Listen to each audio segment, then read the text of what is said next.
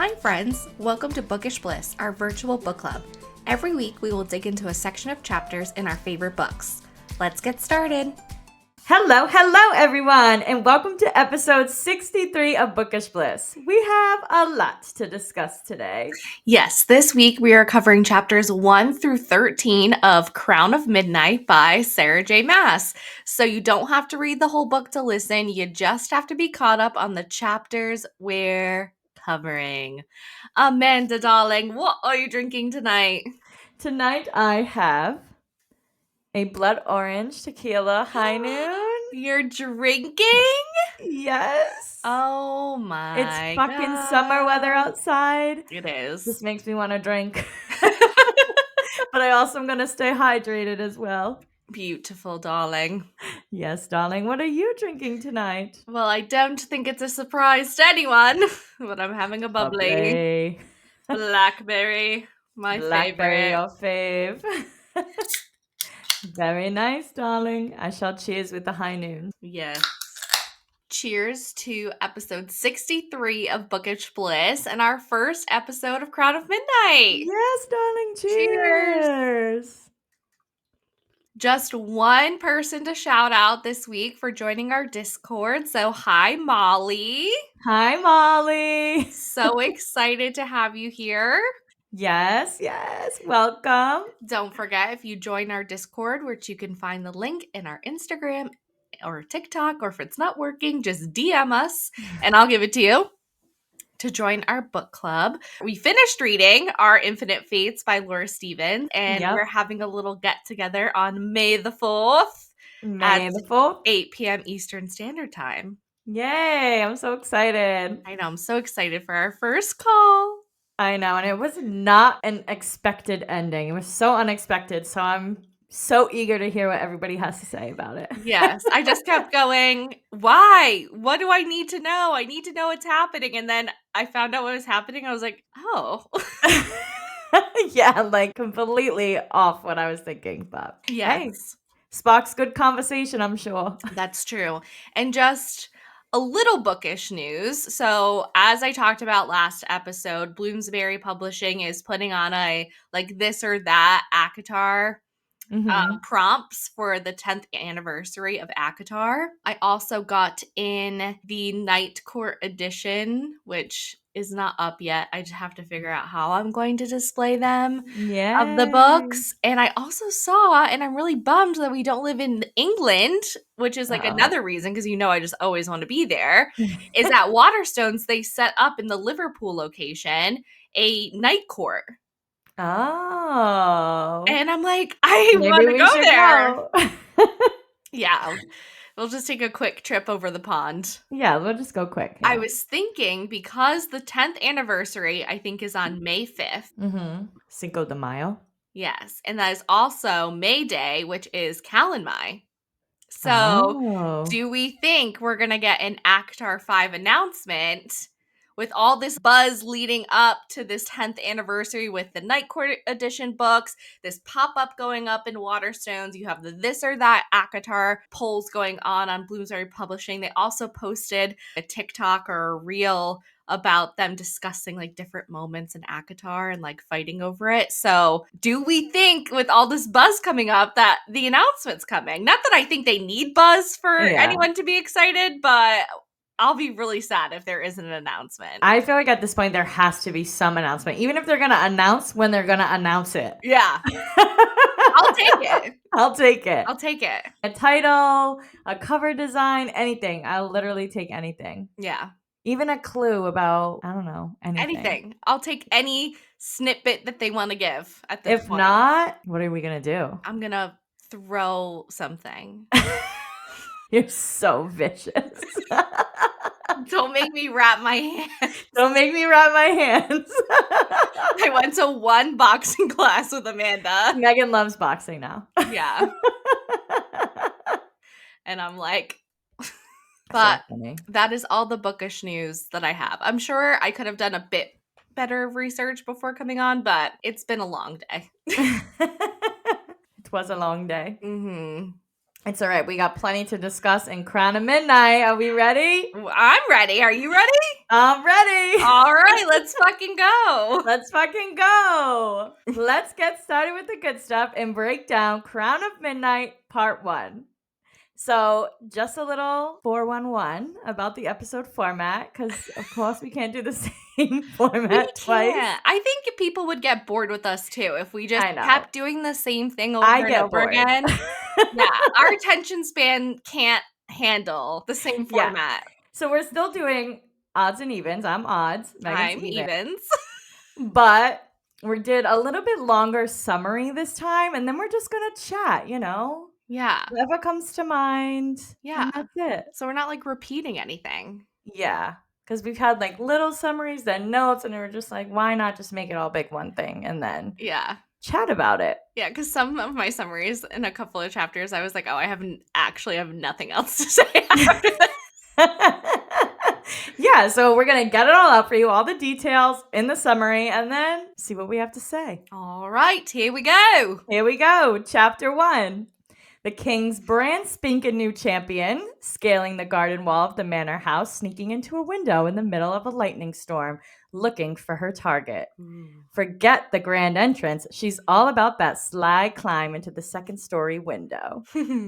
For a whole 3 days, this masked marvel has been playing the role of ultimate houseplant observer, meticulously studying the manor on the outskirts of Belhaven.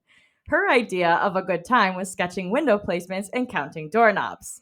She knew exactly which chamber belonged to her target, Lord Neral. Third door on the left and a large hallway with 5 rooms on each side. Now, to sneak past an oblivious servant girl. Just act normal, nothing to see here, just a shadowy figure gracefully hopping through a window. But, it was smooth. She got by her. Yep. Finally, the moment of truth. Lord Neral, enjoying a deep sleep, snuggled up with his beautiful dark-haired wife. Too bad for him, our masked intruder, now revealed as the sword-wielding Selena, had other plans. Just as her trusty blade was poised for a rather rude awakening above his head, Lord Neral's eyes opened up. Talk about a cliffhanger! After a page of chapter 1. I know. We read the first chapter, and I'm like, are you fucking kidding me? You get this little short, page and a half? Not even. It was like 1 page. Yeah, I don't know why. I keep getting all the short ones. And then my chapter, the next one was 16 pages long. And I'm like, is this I was literally joke? saying to Megan, I think my summary is longer than the actual. I actually do think your summary is longer than the actual chapter because it has pizzazz to it. Yeah, but also I feel like it had to be a short, sweet, kind of cliffhanger-y first chapter because it is exciting, She's in her new role as the King's Champion. She's already doing her thing, sneaking into these houses that she knows where every fucking door is and every window, just like as she was walking into the glass castle. She's back at it. She's back to her profession of assassin. Yeah, like she never left. Like she never left. Nobody knew, not even the fucking servant girl that was literally staring at the window. Yeah. That she came through. But hey, well, we'll take it. We'll take the win. And now we know who the first target is, Lord Neral. So he's with his wife, so she's in on it too. And what's gonna happen? Oh, we'll see. Is she gonna get him or not? Let's move on to chapter 2 and find out. All right. Chapter 2. Buckle up, Buttercup, because Chapter 2 of Crown of Midnight is a wild ride and a long one. So Selena struts back from her latest mission, looking like she wrestled a craven and won. The guards, they practically roll out the red carpet now, mostly out of sheer terror. She breezes into the throne room where Dorian's looking like someone just told him his favorite puppy has fleas, and Kale's playing human shield between Selena and the royal drama llamas. Selena, ever the charmer, reassures everyone that while she and Kale are totally BFFs now, he's still gonna play Captain Obvious and protect the crown from, her. Then comes the piece de resistance, her proof. 1 head, 2 hands, because apparently in a Darlin, it's show, don't just tell when it comes to assassinations.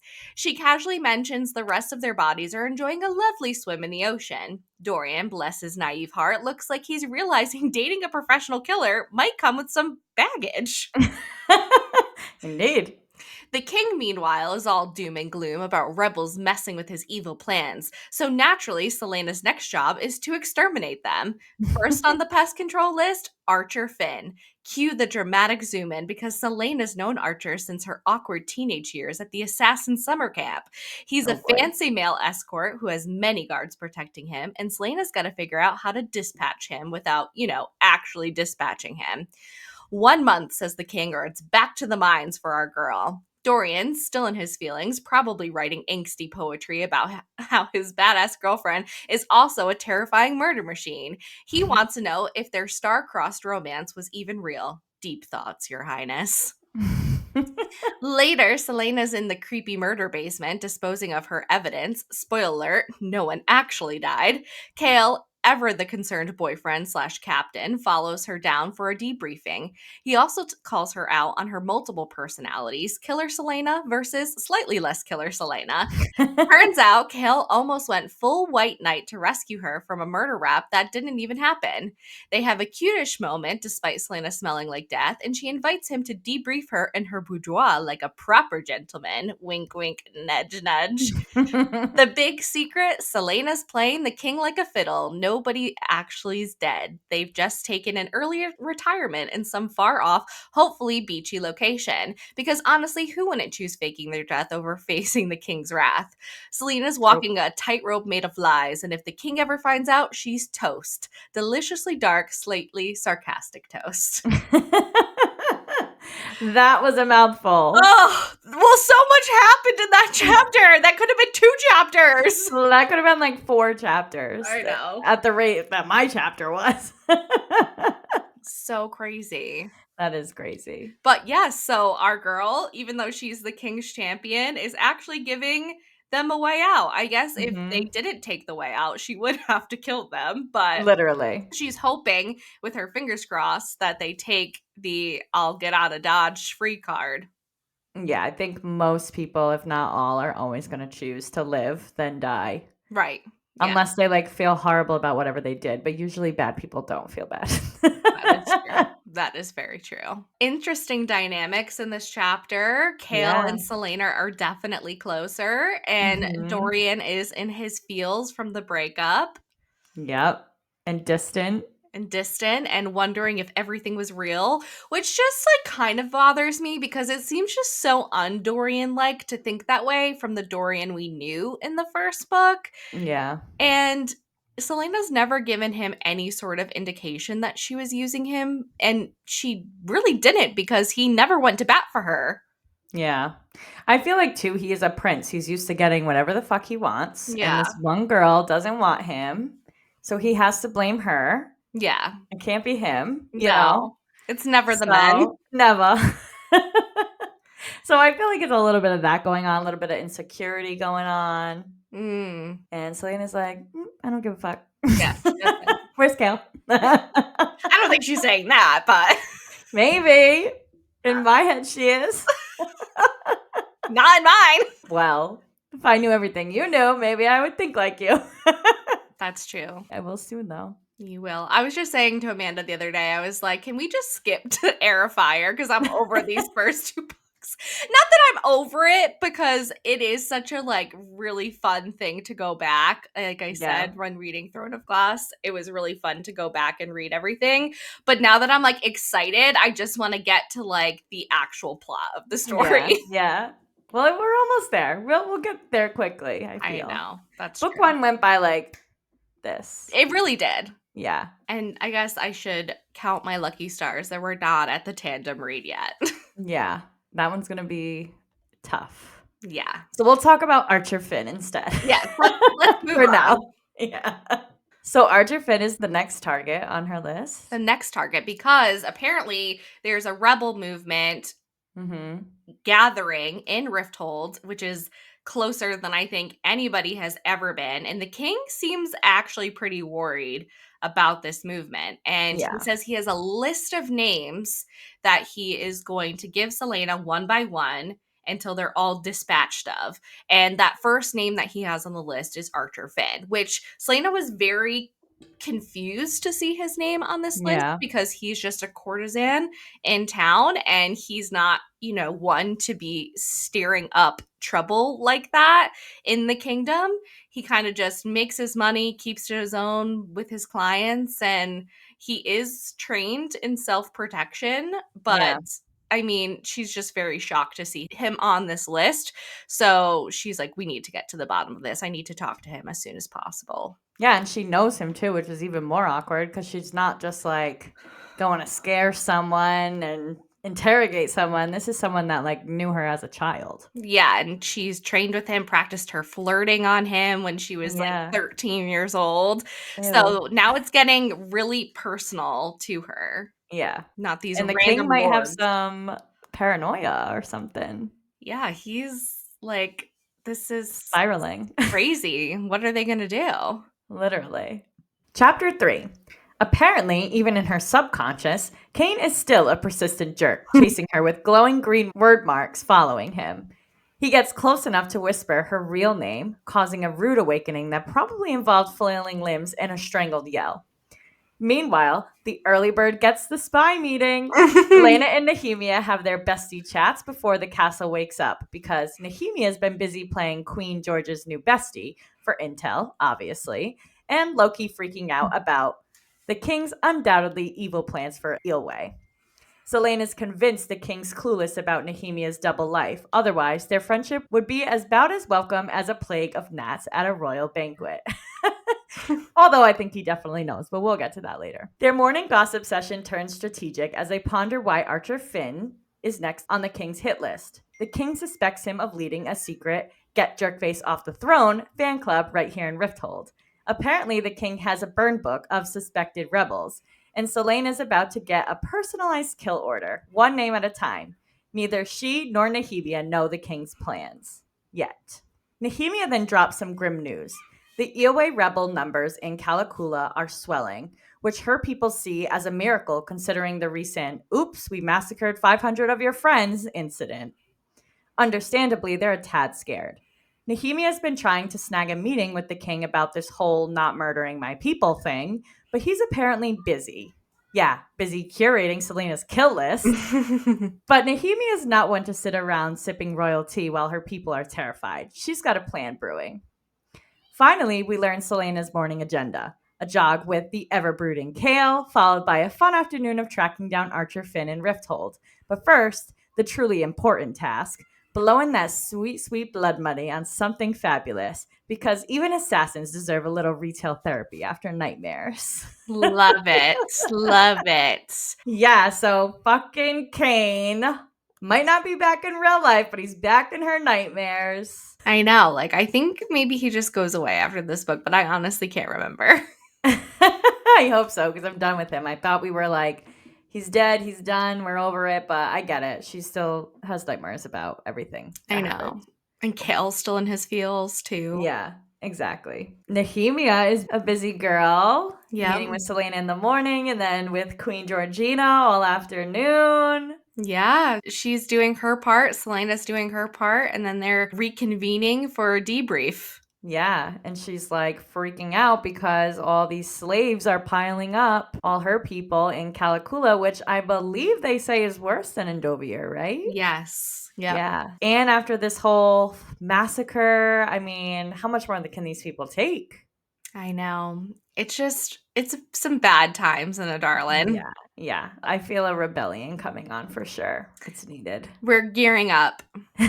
Do you think the king is clueless about their friendship though? Because, well, I know obviously you can't say what you know, but I just feel like he's letting it happen, but he definitely knows. Like nothing's going to get past him in his own damn castle. No. Many a spies. Yeah. Working for and against him, apparently. Yeah, literally. This chapter is also where we learn about the whole rebel movement that he thinks is going on and how Archer Flinch is a part of it. So we're starting to get some more information here, some more plot for the book already in chapter 3. Yep. Of course, she has to spend her sweet, sweet blood money at the end of this chapter too, which I thought was like, I'm excited for her because she's not actually killing people, but also like, that's crazy. She's rich now. Loves to shop. Yeah, she loves it. She loves to shop. I would too. I mean, could you imagine being a freaking slave in a mine camp and then going to a rich ass assassin? No, well, that's what she was before, after True. she paid back Arabin, and I mean, she grew up basically with him, even though she was tortured and trained and whatever, but she didn't want for anything. Yeah, yeah, that's true. And then when she had her freedom for point 0.5 seconds, like, she was spending lots of money doing whatever she wanted. The girl loves to shop. She always has and she always will. Chapter 4. Okay, picture this. Kale and Selena are doing their morning jog in the game park, looking less like elite warriors and more like two popsicles with legs. Kale's trying to focus on not tripping over his own feet, but his eyeballs keep doing their own independent workout, zeroing in on Selena's form. Apparently, near death experiences on missions have made him realize he'd actually miss her if she didn't come back in one piece. Who knew? Then Kale, in between gasps for air, brings up the whole Kane murdering for her thing. You know, light morning chat. He's haunted by nightmares and wants to know if Selena ever had a little introspective moment about all the folks she's, shall we say, permanently inconvenienced. Selena, ever the therapist, assures him he wasn't dishonorable, just, you know, a murderer, and reminds him they're bonded by the shared trauma now. How romantic. Kale's internal monologue is basically a dramatic soap opera. Must resist the urge to cross the forbidden line. My loyalty to the king. Dorian! Oh, the angst! Drama. He tries to play it cool by joking about having a Darlin's deadliest assassin in his debt. Smooth, Captain. Real smooth. Post jog, the path back to the castle has transformed into a bizarre fan convention for sweaty military men. Apparently, Kale post cardio glow is quite the panty dropper. More and more ladies are showing up daily, hoping for a glimpse of the hunky captain. Dorian and his cousin, Lord Roland, who sounds about as pleasant as a wet sock, stumble upon this scene. Dorian teases Kale about causing a court-wide cold epidemic thanks to all the swooning. Kale pretends not to notice Selena's death stare aimed at the gaggle of admirers. Speaking of death stares, Lord Roland develops an unsettling fascination with Lady Lillian, aka Selena in disguise. Selena, never one for subtlety, casually mentions her job involves putting men in unmarked graves. You can practically see the mental calculations happening behind her eyes as she figures out where Lord Roland's unmarked grave would look best. Kale, sensing imminent bloodshed, swiftly escorts her away with a flimsy late for breakfast excuse. Dorian surprisingly also dislikes his cousin and gets a bit territorial when Roland inquires about hiring Selena for side gigs. Exclusive contract, buddy, he declares. This chapter culminates with Selena blowing all her assassin wages on a shopping spree that would make anyone jealous. She returns to her room to find Dorian waiting, looking like a lost puppy. He wants to be friends, and Selena's all, yeah, sure, friends, while simultaneously battling the urge to key any carriage driven by potential new girlfriends. But a relationship, too messy. So, in a truly heartbreaking moment, she tells him to buzz off. Friendship is complicated, especially when one of you is a heartbroken prince and the other is a lethal assassin with a closet full of fabulous hats. Mic drop. Oh my god! Megan, I feel like you need a sip of water after that. I can't with my Stay chapters. hydrated. So Megan's reading 75% of the book and I'm reading 25.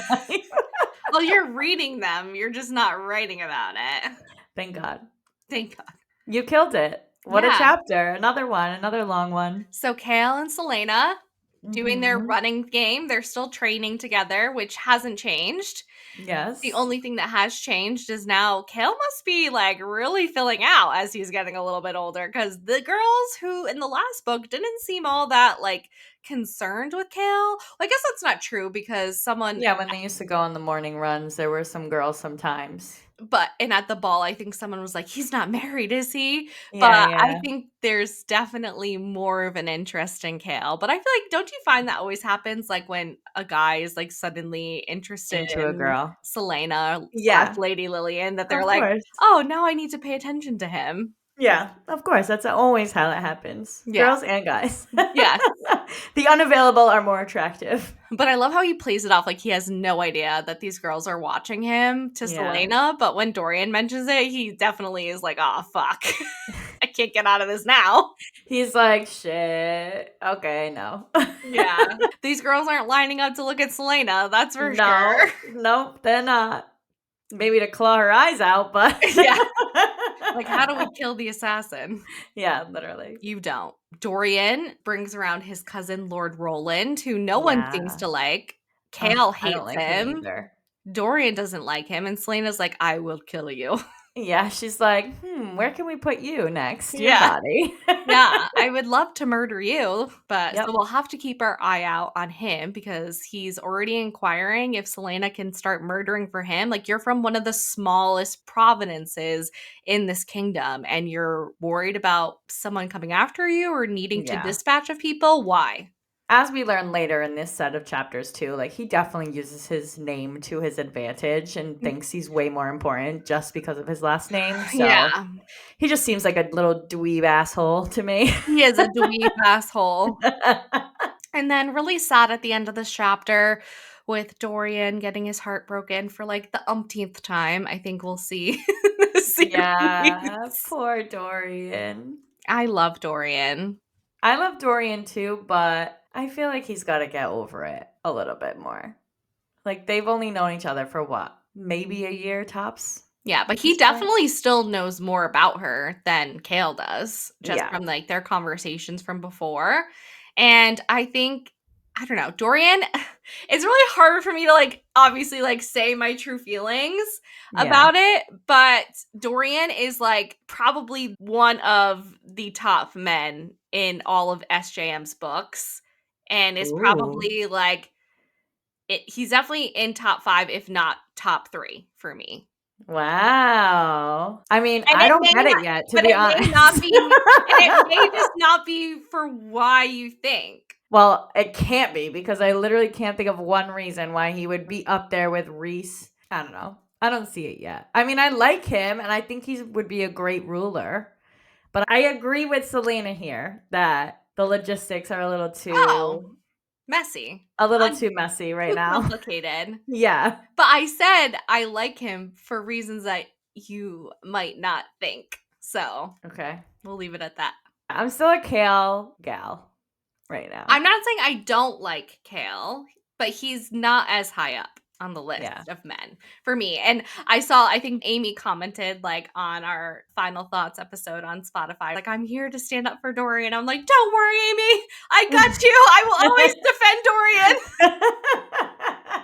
It's not that I don't like him. I just feel like from what I know so far, I like Kale better. And I think that's totally fair because I think when I was reading this series, I also liked Kale better at this Yeah. point. Yeah. I just feel like their relationship is more genuine and more, I don't know, like easy. Yeah. If that makes sense. It is. Like they're together all the time. They like train together. They have similar interests. I don't know. Yeah, I agree. Yeah. I'm not disagreeing. No, I know. But it could like my reasons for liking or how I'm ranking them is like completely outside of Selena. Yeah. I guess I should say that. That's not a spoiler. Okay. Yeah, it has nothing to do with her. Chapter 5. Selena, channeling her inner rooftop ninja, was perched precariously observing Archer Finn. No rush, though. She's got to learn his Starbucks order, who he's texting, the usual spy stuff before taking the next step. Being in Rifthold was apparently a nostalgia bomb, triggering flashbacks to her pre-slavery days at the Assassin's Keep with her dearly departed Sam Cortland. Losing her freedom and Sam a year and a half ago was a double whammy, and the answers to how did this all go wrong were supposedly lurking somewhere in this very city. But poking that wound shall pass. Archer started moving, dragging Selena back into reality and her current mission, although she pondered if uncovering the king's plans of the rebel movement would destroy her too.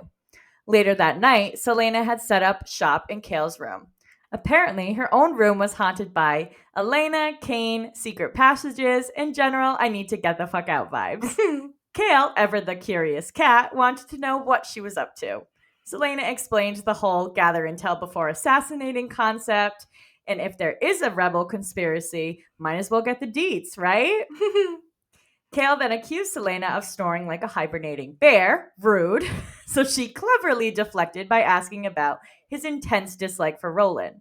Kale's answer was vague, involving many incidents, and Selena then stumbled upon a document mentioning Rook Farron, a supposedly dead crime lord, killed by Arabin Hamel's guard, Wesley, no less. The plot thickened when Kale revealed Wesley's gruesome demise, impaled as a message in a blood-fueled balancing act. Our Selena's internal oh crap moment, she remembered sneaking out to go after Farron, Wesley trying to stop her, and then the reason for Arabin's betrayal.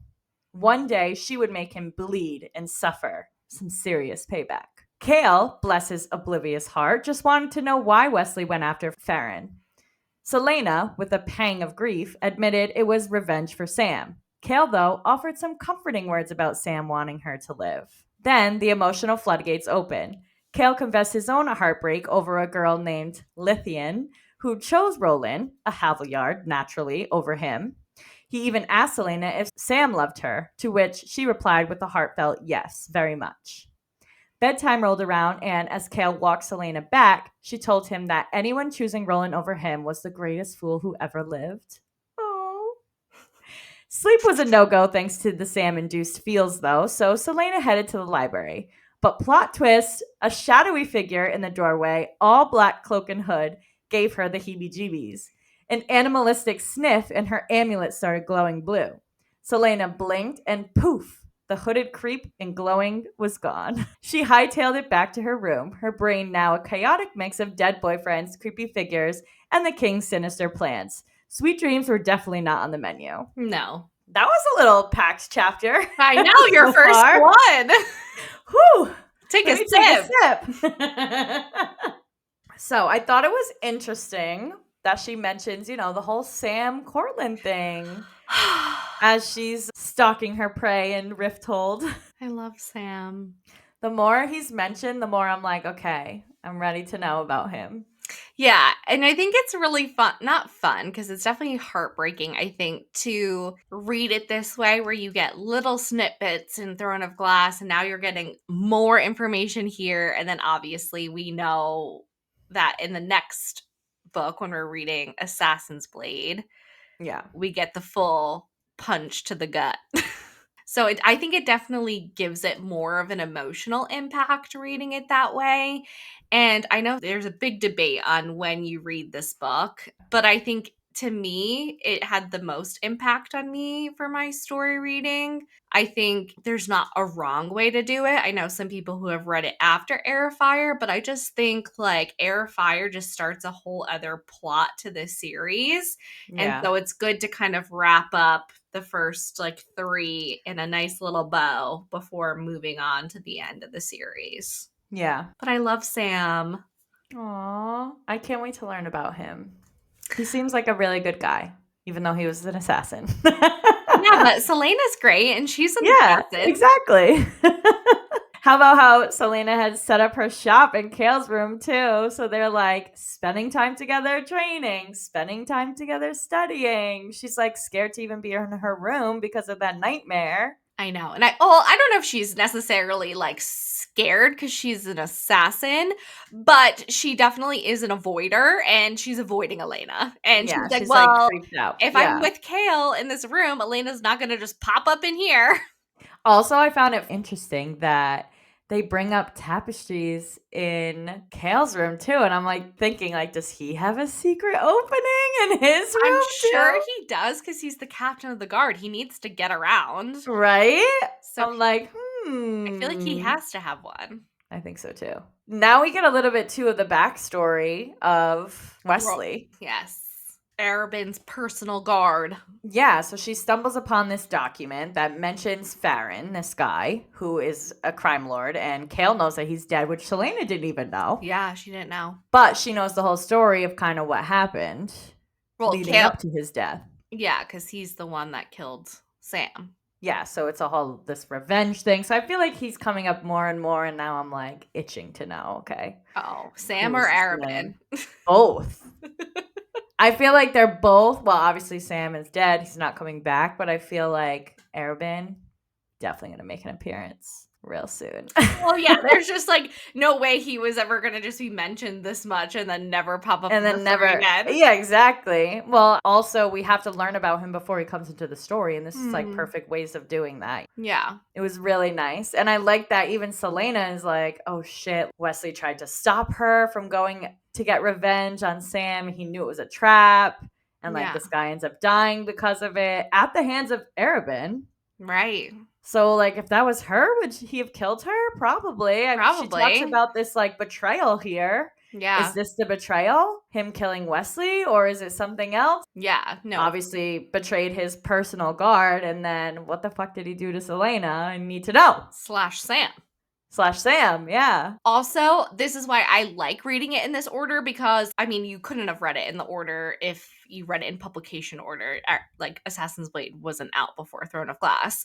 But if you read Assassin's Blade first now, like, you know about Arabin because he's, like, in that story, obviously, because Yeah. it's, like, her time as an assassin. Right. But, Yeah, like, it's a this prequel. way, you get snippets about him and, like, little pieces before you see that and then more, obviously. Yeah. I think it's just a funner way to read it like this. Yeah, I think so too. And it's like gives you kind of like anticipation for what's to come, even though it's a prequel.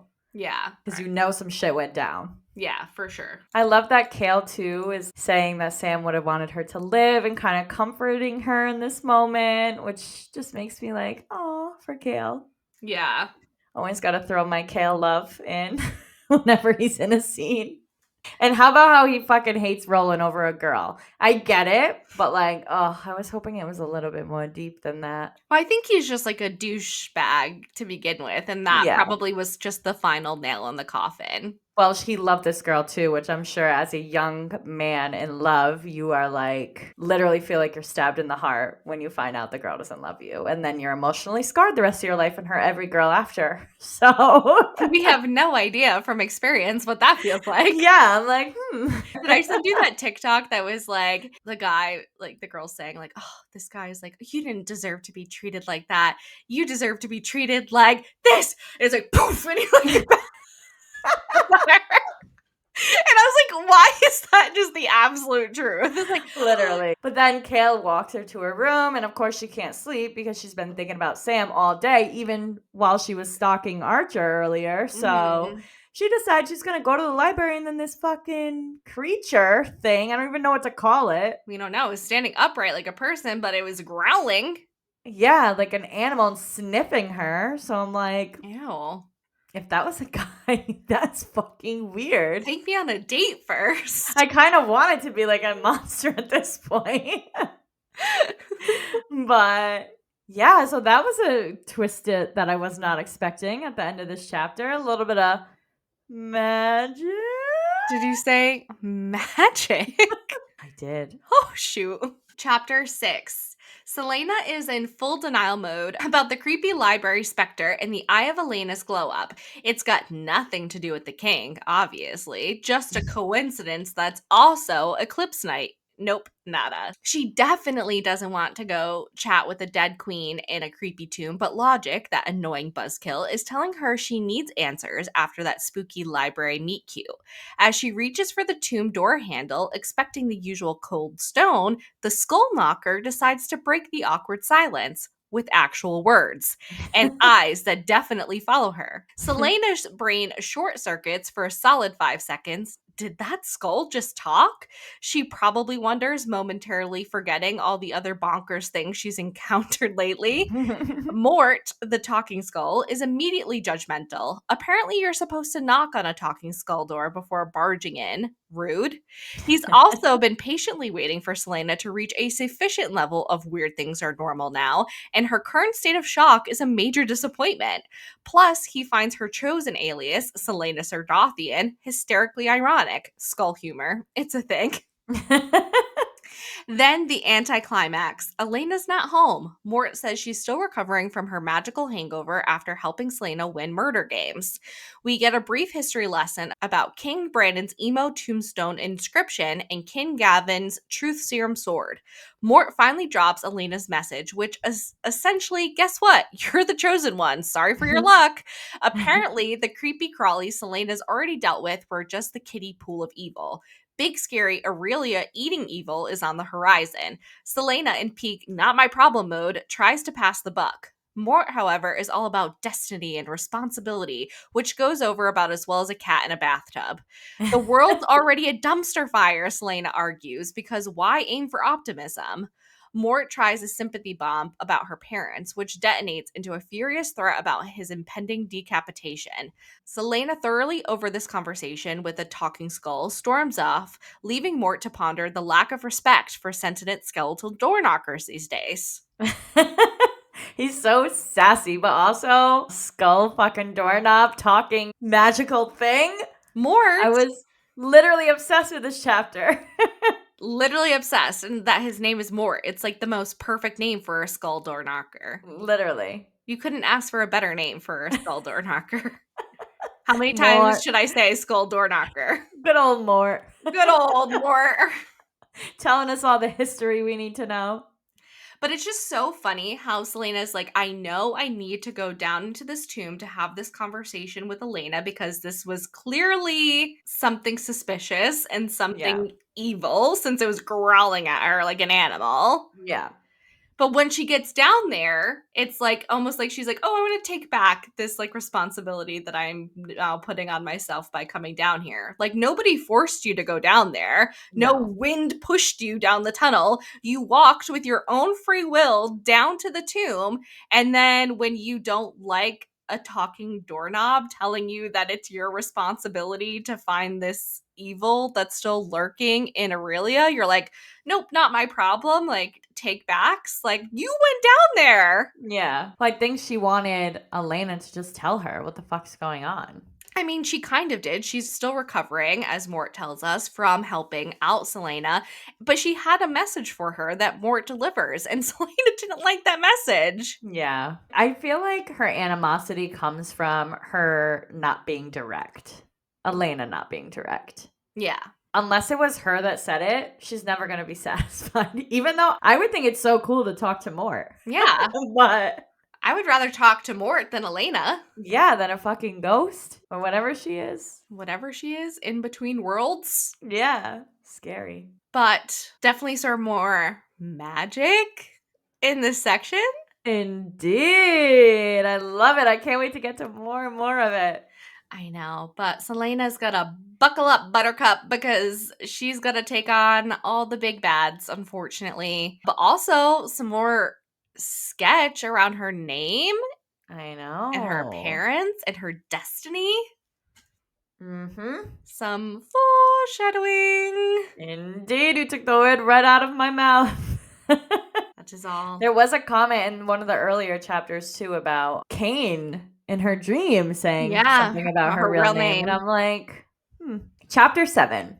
Selena woke up with her head throbbing like a drum solo and a brain buzzing with king-related doom and gloom. If Ghost Selena was hinting at uncovering some major power source, it couldn't just be about squashing more rebels. Nope, this had final boss battle with the king written all over it. Though Selena was currently in denial, focusing on the just find it, no kingslaying required part. Step 2, Operation Accidental Meet Cute with Archer Finn. Time to conveniently stumble into her beautiful, seriously beautiful, not handsome target. Kale, bless his fashion-challenged heart, accompanied her to Rifthold in what he thought was incognito, a black tunic. Selena informed him he was purely decorative. He should be grateful she considers him a worthy accessory. His main concern? Navigating the T-Core without being swarmed by a gaggle of swooning ladies. Their master plan was to loiter near the entrance, pretending to wait for a table until Archer conveniently appeared. And wouldn't you know it, it worked like a charm. Cue the accidental bump, Archer's surprised Lena, a nickname Selena apparently loathes, and Selena's internal swooning. Selena last saw this vision of beauty at 13 years old. Archer, understandably curious about her escape from Endovier, got his answer. The king let her out, and she works for him now. He eyed Kale with suspicion, but Selena smoothly introduces him as a friend. Wink, wink, nudge, nudge. Archer offered condolences for Sam, and they made plans for dinner the next night. Kale, meanwhile, was having a minor jealousy moment, realizing Selena and Archer were on a nickname basis. Selena, ever the manipulator, assured him that history would make Archer spill the rebel beans. He actually liked her, which was apparently a rare commodity. Kale's brain then wandered into Selena and Sam, a love story I knew nothing about territory. He couldn't fathom the depth of her loss, the kind that would drive someone into a crime lord's house for revenge. Back in the present, Selena grumbled about Archer calling her Lena, and Kale's inner monologue went, "New weapon unlocked for maximum Selena annoyance." His grin probably stretched from ear to ear. Oh, the banter. The banter gets better and better every time. Oh, darling. So I feel like Selena is finally realizing that whatever this thing is that Elena wants her to uncover is much bigger than just some rebels and Right. fighting with some rebels. So there's Right. some obviously magical evilness going on that she's now finally realizing. It takes her a bit. It takes her a bit. It takes her a bit, but we're here. We're here now. So that's all that matters. Well, yeah, because it can't just be about rebels when you literally saw like creatures with wings Yeah, the and Ritterat. whatever, like Yeah. with Cain and the final duel. So I'm glad it's finally seeping into your brain, Selena, darling. Yeah, and she sees Nehemia with the word marks who healed her hand and everything. So, I mean, Come she's on. gotta stop avoiding at this point. It's real. It's happening. Yeah. Kale goes with her to Rifthold, which I think is so funny. He still has to fight off all the women there at the tea court. He's a hottie. But he gets jealous when he finds out that Selena and Archer have nicknames, even though she hates it. Yeah, because if you're on a nickname basis with someone, you clearly have like a decent history with them, even if it's Yeah. been a long, long time since they've seen each other. Yeah, and I feel like that's what he's jealous of, that he hasn't spent as much time with her as Archer. And he knows more about her than he knows now, or probably she will ever let him know. Literally, yeah. Archer obviously offers condolences for Sam again. Here's another Sam mention. I'm just like in my feels about Sam because since we've started this Throne of Glass journey, TikToks galore of Throne of Glass are popping up. And they always did, but now they're coming in like every other video that I'm watching, and so many Yeah. about Sam. And I'm just like, oh, that Gracie Abrams song, like I Love You, I'm Sorry, is like the Selena Sam theme song, apparently. And I just like cry every time I hear it. And I have to watch Yeah. every single video. There's no skipping Sam videos. Even though it's mentioned here and Kale doesn't really say anything about it to her, he still is like kind of coming to the realization of how big of a loss Sam was to her. Yeah. And kind of humanizes her even more Yeah, now that they're like buddy buddy. loved and can love. Yeah. And can she love again? And something like so devastatingly tragic happened that she would go into a crime lord's house for revenge. Yeah, she will burn the world down for the people that she That loves. she loves. Yeah, exactly. Yep. Oh, heating up here. Woo! Chapter 8. Selena's forced to ditch her exciting Archer stalking mission for a fancy state dinner, where she's deeply offended by all the ridiculously delicious food she can't actually eat. It's a culinary tease of epic proportions, and her inner monologue is basically a detailed menu of everything she'd rather be doing than standing guard for snooty nobles. She predicts 0 murders because everyone's far too busy stuffing their face, and there are way too many witnesses for any successful regicide. Predictably, the king, with his impeccable timing, takes his royal leave, and suddenly the atmosphere shifts from polite society to meat market. Dorian, bless his oblivious heart, is working the room, turning on the charm for Roland, who's giving off major I'm up to no good vibes, and a gaggle of giggling court ladies. Selena is not amused. Her inner monologue is a full-blown telenovela, complete with dramatic zooms and a soundtrack of increasingly agitated sighs. Dorian, my sweet summer child, she thinks, you've got to be kidding me with him. We are going to have a serious conversation about your questionable taste in friends. And while we're at it, could you maybe not be a terrible king like your father? Just a suggestion. XOXO, your friendly neighborhood assassin who is judging you very hard right now. Indeed. Then we switch to Dorian's POV, and it's a deep dive into the abyss of royal angst. He's convinced Selena has moved on, and he's definitely noticed her not so subtle ogling of Kale. The green eyed monster has entered the chat, and Dorian is not happy about it. He storms off in a dramatic huff, laminating his crown induced inability to give Selena the freedom she supposedly craves, which, let's be honest, mostly involves less tiaras and more daggers and the ability to leave social gatherings without a royal decree. Mhm. Selena, bless her pragmatic soul, follows to play damage control and prevent any accidental royal self sabotage. She tries to deliver a beware of the Ides of Roland warning, but Dorian, in peak my heart is a fragile, easily wounded thing mode, accuses her of using him. Selena's response is a masterclass in dry sarcasm and thinly veiled threats. I warned you, don't come crying to me when you're wearing him as a very expensive, very shady hat. Also, try not to get stabbed. It's really not a good look for a prince. And then, because this book operates on a strict no one communicates like a normal human being policy, she chasses off to have a super secret powwow with Caltaine, leaving Dorian to wallow in his feelings in questionable life choices. Wow. So, not really much to say about this state dinner. I don't know what the importance of it all was, but just to Yeah. bring Kale, Dorian, and Roland in the same room to observe dynamics. Yeah. And obviously, Dorian was watching Selena. Selena was watching Kale. Kale was watching Roland. And Roland is just flirting with girls using his last name as leverage. Yep. He's up to no good. Yes. So everyone's just annoyed with being at the state dinner that night, except Roland. Except Roland. He's like, yay, girls, to fucking swoon. But Dorian has had enough. He does not want to watch Selena running or staring longingly at Kale. No. And I didn't like the confrontation in the hallway, but I love that she gives it back to him. She's like, well, I warned you. That's what I came out here to say. And if you don't want to hear what I have to say, then so be it. Don't come crying to me later. Yep, she's very tough on him. Yeah, But also, she has to be. she's given him the tough love that he needs. Yeah, exactly. Then Caltaine has entered the chat. Oh, Caltaine's back. She's back, baby. I love learning about Caltaine, though, because at the end of the last book that she was kind of being controlled. I was wondering, like, how much of her personality or her point of view was actually controlled. Right, and is that actually her? Yeah. Well, I guess we're going to have to keep going to find out. Yes, we are. You're absolutely right. Chapter 9.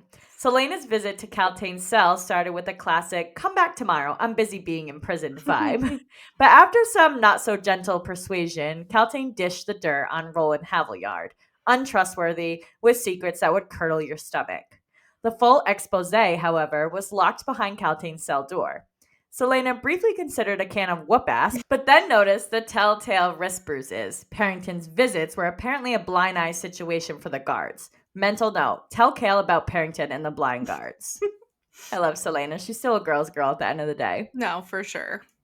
When Selena tried to pry about Parrington and the king's evil master plan, Caltaine's response took a turn into badness. Constant crow-flapping noises, invisible, mind you, and escalating headache drama suggests Caltaine's sanity was doing the Macarena on a tightrope. She theorized her engagement was a ruse, a cover for some nefarious purpose, though the details were as blurry as her memory of Parrington's chats. Selena's internal diagnosis?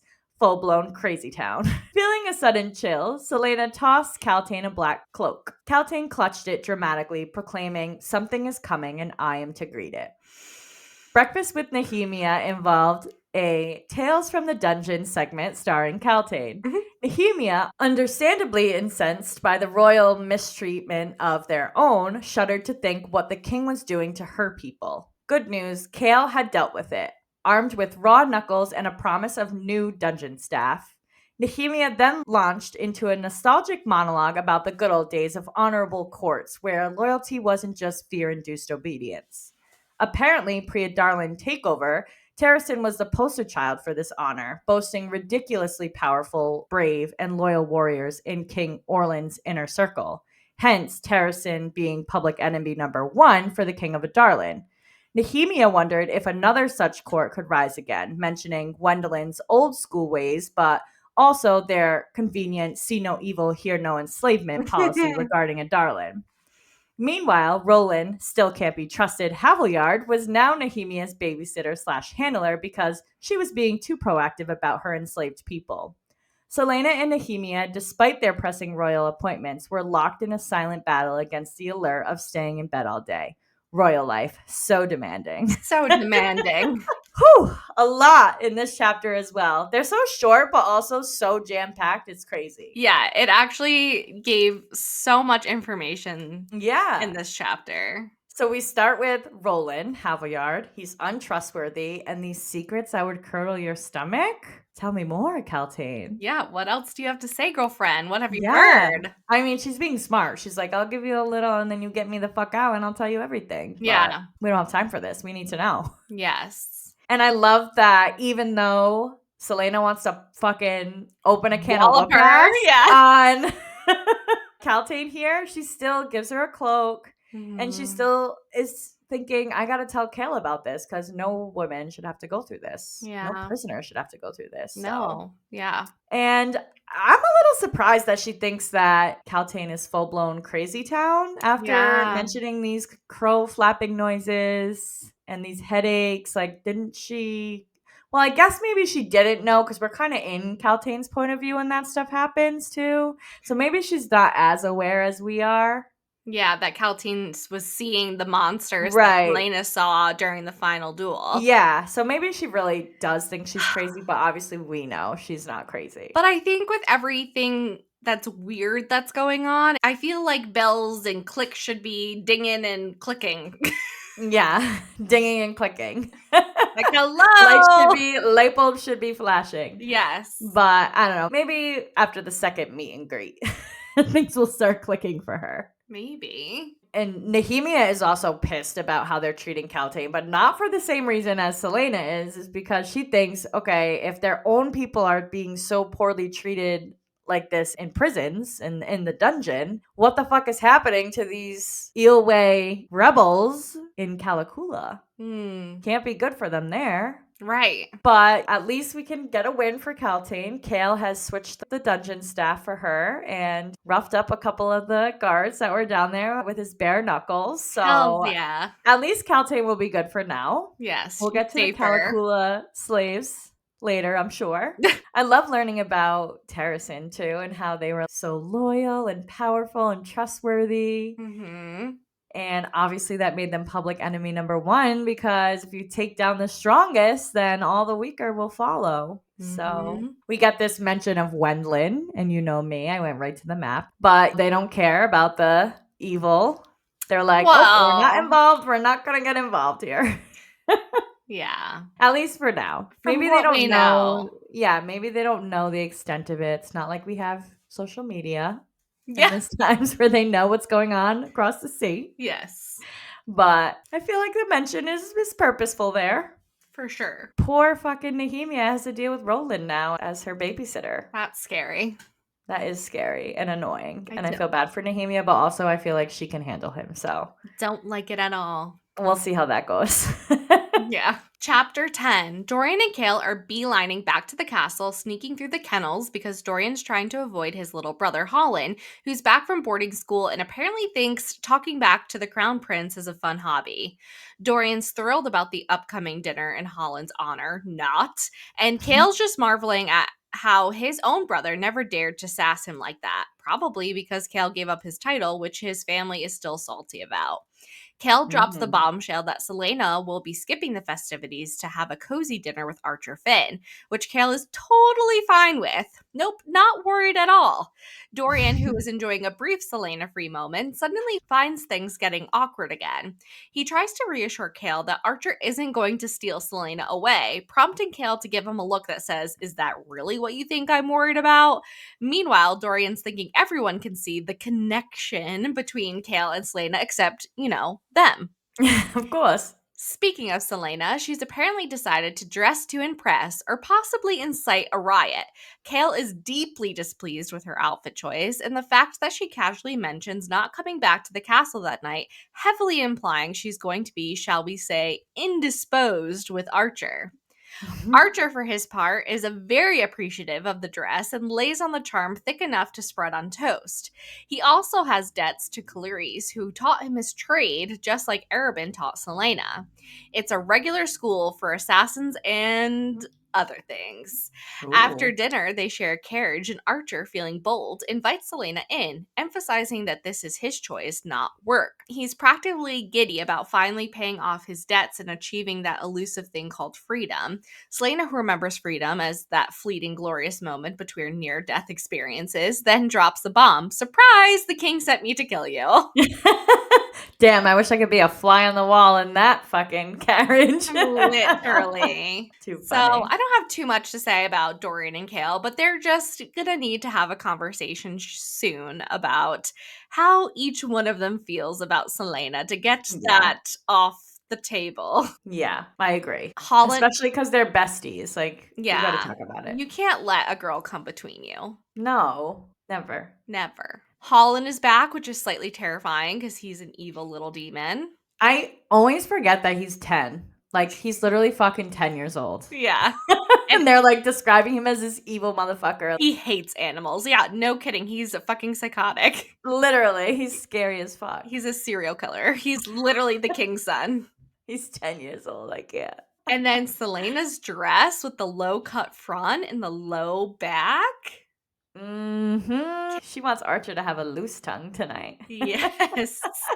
Kale's She's like, like, look at my tits and tell me everything I want to and Kale's know. like, turn around right now and put something else on before I fucking kill you. Yeah. Turn around right now. But she gets what she wants. She does. We'll find out in the next chapter how loose Archer's tongue becomes because she's like, I can't, pretend to sleep with you right now. So I'm going to tell you that the king wants me to kill you. Yeah. I'm going to save myself here and surprise, you're dead meat. So that was kind of a nice, quick, short, easy chapter for me. Finally. Yeah. Chapter 11. Archer Finn, face to face with the legendary Selena Sardothian, was apparently having a come to Jesus moment, except instead of salvation, he was begging for his life. He swore up and down he wasn't part of any Down with the King club. However, he did have some juicy gossip about a Rifthold power-hungry clique. You know, the kind that meets in dimly lit basements and whispers about overthrowing the government over lukewarm ale. Intriguingly, this clique had a very specific agenda. Operation Bring Back the Lost Princess, starring one Aelin Galathinius, the long-lost heir of Terrasin. Cue Selena's internal record scratch. Wasn't Nehemia just talking about Terrasin's glorious past this very morning? Coincidence? Selena hoped so because Nehemia swore no more fibs. If she knew about a secret Terrasin fan club, she'd spill the royal beans, right? Turns out, Selena wasn't feeling particularly murdery that day. Archer got a choose your own adventure scenario. Option A, stage a dramatic death scene now and vamos. Option B, 4 weeks to get his ducks in a row before disappearing, but with a mandatory intel side quest on this Terrasin movement and any kingly shenanigans. Archer went with option B, probably envisioning a tropical beach funded by rebel secrets. When Archer grilled Selena about why the king had him on his people to politely ask to stop breathing list, Selena shrugged. Apparently, her intel came in the form of a single ominous name on a piece of paper. Royal efficiency at its finest. Archer, ever the resourceful almost corpse, offered a golden opportunity, a ball at some rich client's house the next night. Apparently, his rebel rusing buddies would be there, murmuring of their plans. Selena could sneak in and do some light office snooping. She agreed with a stern, be discreet or face my pointy friend warning. Later, Selena gave Kale a heavily sanitized version of her Archer encounter, conveniently omitting the faking his death for intel part and framing it as Archer accidentally spilling the beans. This led to a classic Kale worries about Selena. Selena rolls her eyes but secretly enjoys it squabble. Despite the bickering, Selena couldn't help but crack a smile. Even assassins appreciate a little overprotective brooding sometimes. Everyone does. To know someone cares. Yeah, exactly. Obviously, Archer is like, I am not involved. I don't know what the fuck you're talking about, but I do know something. So he's like, please keep me alive, which, it works. Fuck. And Selena gets exactly what she wants. So There's, it's kind of oh, like he lied though, because he's like, I know absolutely nothing, but I do know this. yeah. He's like, I'm absolutely not involved, but I know some people that are. Yeah, like So you is the clearly king, know something. yeah, the king might not be actually as paranoid as we thought he was. Right. They have this whole operation bring back the lost princess, who is the long lost heir, Aelin Galathinius of Terrasin. So, But Selena's like, well, it has to be a fake. yeah. Why would you say that, Selena? But of course, she's questioning Nehemia here because Nehemia was just talking about how this court was so brave and loyal and trustworthy. And just this morning, they were talking about it. So she's already like second guessing Nehemia again. She's like, Yeah. wait a minute. Is Well, this a coincidence? yeah, it can't be. Why would Terrason pop up like that twice in one day? Yeah, literally. She's got to know something. Yeah, for sure. Archer obviously gets to choose. Does he want to cause a dramatic scene now and hit the road, or does he want to give her some intel and take some time to get his affairs in order? But of course, he's a rich guy. He wants to get his money and stuff, and he's like, I'll give you all this info that you need. He invites her to this ball that's going to be at one of his clients' house where she can really find out some good intel there. So she's like, okay, cool. Yeah, I But, love a party. I'm still going to have my sword at your throat, so you better be discreet. Yes. She tells Cal almost everything.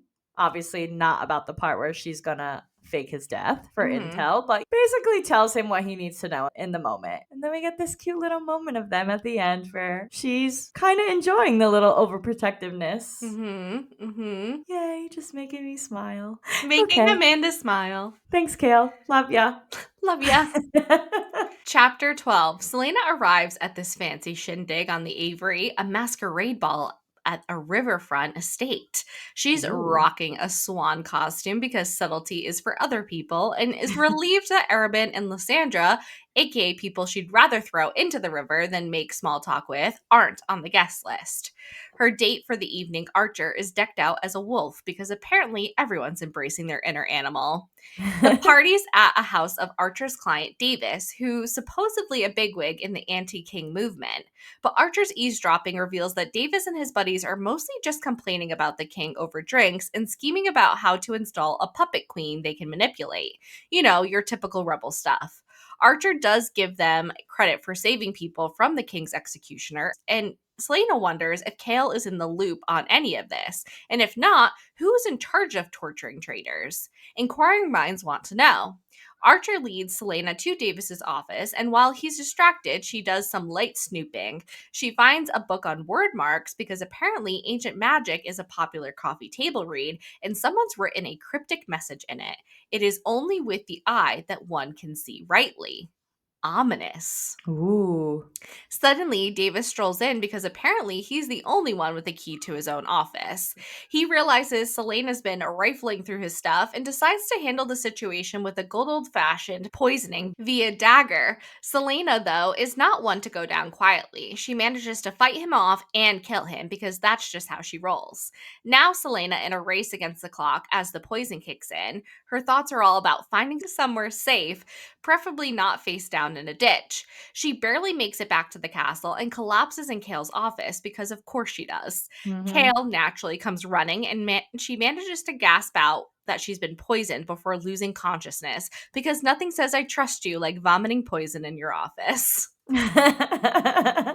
Of course she goes where she's safest, right in Kale's room. Yeah, so nothing like too much at the beginning of this chapter, that another mention of Arabin and someone named Lysandra, who is also a courtesan that she has beef with, a violent history, I think it said in the book. Yeah. So Interesting. adding another name into this mystery of her past. Yeah, another fucking scary ghost that's gonna come up eventually. And then she gets to go into Davis's office and she finds a book that has word marks in it, on it, Mm-hmm. inside of it, with that cryptic message. It is only with the eye that one can see rightly. Eye of Elena, that's what it makes me think of. That's what popped into my head too. Yeah.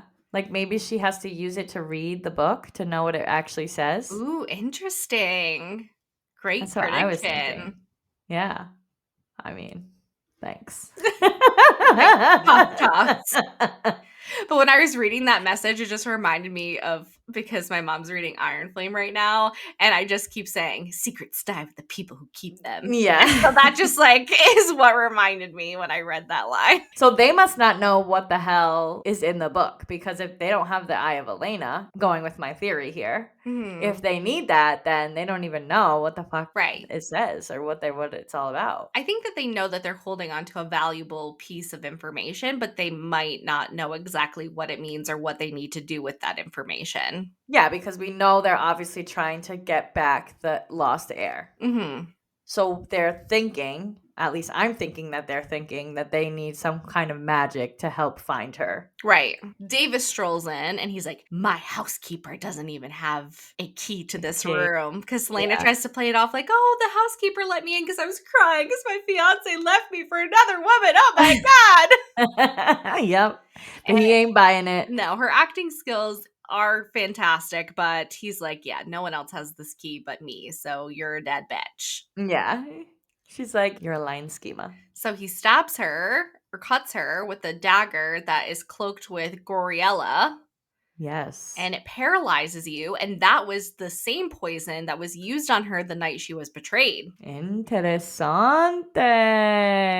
Good connection there. So she's like in her feels about this. She's like, I gotta get out of here and I gotta get out of here fast. And even though this girl's poisoned, you can't take her down right away. She fought, No. she kills Davis, and then she grabs a cloak and she's out. Yeah, I mean, it does say she has like barely a mark on her. So he like barely got her with the poison. Thank God. Thank Because I God. feel like Yeah. she wouldn't have made it to Kale otherwise if he actually stabbed her Yeah. clean. It took her a little bit longer to kick in. Yeah, exactly. And then she gets to Kale because she wants to get somewhere safe. Yeah, the safest place for her. Was with Kale. And thank God she got it out what the poison was too, because imagine he didn't know. Yeah. And we'll get into that in the next chapter. He kind of doesn't know at first, but like he finally realizes, oh shit, she told me what was going on. So we'll move on to that, Kale. Yeah, let's go. Last chapter of the night, chapter 13. We're in Kale's POV, and let's just say his internal monologue is currently a 5-alarm fire. The object of his intense professional concern shows up at his door looking like she just starred in a low-budget slasher film, complete with a generous coating of blood. Panic mode engaged. He's frantically slicing open her dress to locate the bleeding wounds, only to find a surprisingly dainty little cut. Then he remembers a mumbling Gloriella from the almost unconscious Selena. Mystery solved. Kale, ever the efficient captain, summons Ress with the urgency of someone reporting a dragon sighting and swears him to secrecy. He then orders Ress to locate healers, stat. Meanwhile, dignity be damned, Kale wraps the bloodied Selena in his own cloak and carries her back to her room like a damsel in distress. The healers arrive and force feed Selena the antidote, leading to an epic, multi-hour projectile vomiting session. Gross. Gross. Kale, bless his steadfast heart, stayed by her side throughout the whole ordeal. He also had a moment of intense satisfaction that Davis, the perpetrator of this bloody mess, was very, very dead. Less work for him. Selena finally wakes up feeling horrible, but her main concern, whether Captain rules our rules, Kale was going to tattle to the king. Surprisingly, no. He just gave her the "don't you ever scare me like that again," or "it's dungeon time for you" speech. Apparently, even stoic captains have their limits when it comes to blood-soaked assassins on their doorstep. He even went full evidence disposal, torching her ruined dress like a lovesick pyromaniac.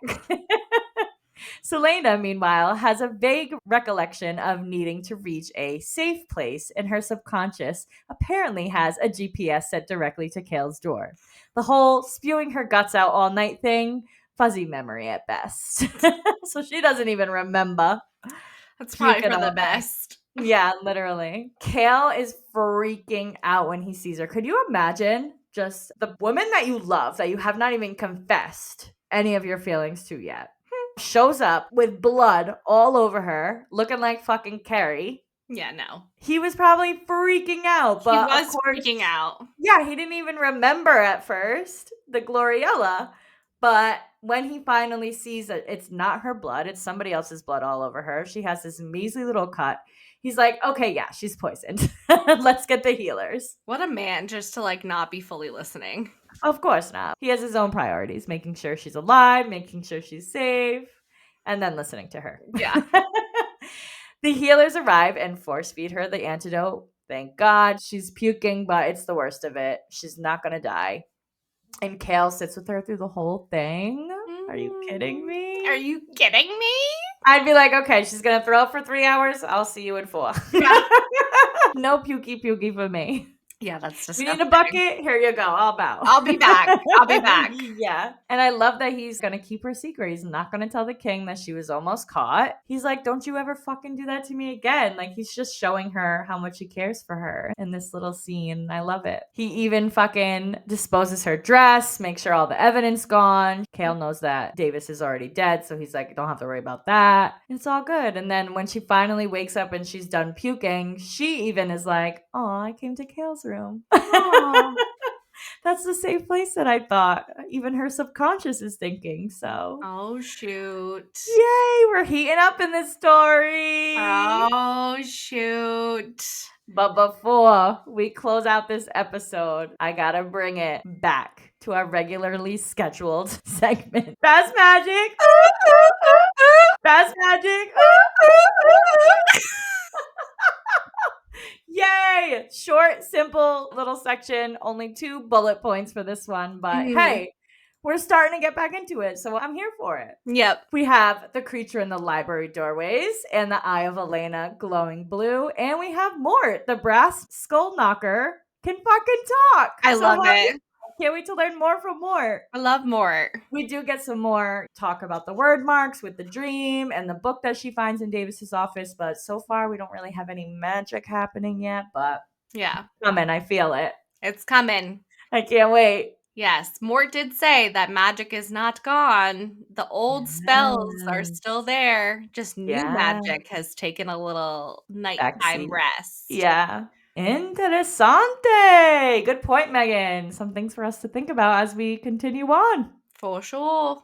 And that's all we have for you today. Please let us know what you think by leaving us a review and comments on any of the platforms you are listening/watching on or on our social media pages. This helps tremendously to get the word out and lead more listeners to find our show and tune in. And come join our book club Discord. You can find the link in our bios on Insta and TikTok. And this month, we are reading Our Infinite Fates by Laura Stephen. We love chatting with you, so don't be shy. Yes, don't forget to email, follow, subscribe, rate us 5 stars, and tell all your friends about us. And we hope the rest of your day is blissful. Bye! Thank you so much for listening. Join us next week where we start part 2 of Crown of Midnight by Sarah J. Maas, covering chapters 14 through 24. Happy reading!